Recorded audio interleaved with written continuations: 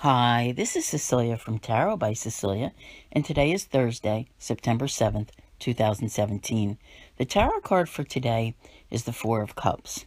Today I choose one from the Deviant Moon Tarot, which I don't think I've used in a couple of years, okay? But I actually really love this deck. You know, the artist concept is just totally different.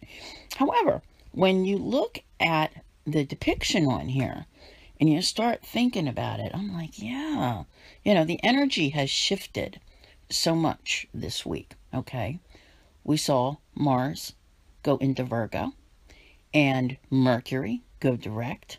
And yesterday was a full moon in Pisces, which if I didn't mention it yesterday, to me, whenever we get to anything, you know, in Pisces, whether it's a full moon, you know, the moon, where the moon is at during the day, or a new moon, anything, you know, Pisces is the end. So it's bringing up the end of a cycle, and pretty soon that new one begins. And I do feel it begins, you know, coming up very, very soon. But full moons, it's always said, are about letting go of something, you know, closing doors, blah, blah, blah, all that kind of thing. So when we look at this card, you know, we see our figure standing on the balcony, dropping that cup over the side, like, I don't need you anymore. It's interesting. Okay, because this is a card of, you know, like the status quo, apathy, boredom, all of those things, like being tired of the same old in life. So what do? You know, when you really get tired of it all, you don't want to sit around and be a couch potato. You start thinking, what can I do to change things?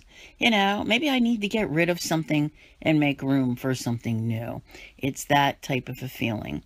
You know, very often it's recommended when you feel this way that you take time out to meditate. I'm terrible at it, so I can't. But my brain is always going and keeping me, you know, occupied, and I think I'm always in Four of Cups mode.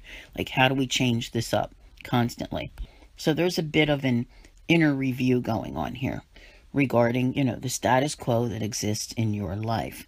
One of the cautions that comes with this card is, you know, not to become too engrossed with, you know, the inner world, that you're not noticing what is going on in the outer world.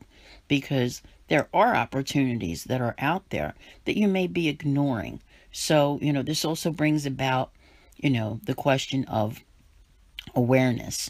And are you aware of your surroundings? You know, I always encourage that every day, pretty much, when I talk about these things, because sometimes it's, I don't even know how to explain it, but I do talk to so many people in a day, and there's this hyper focus on what I want. This is what I want, and it doesn't expand enough.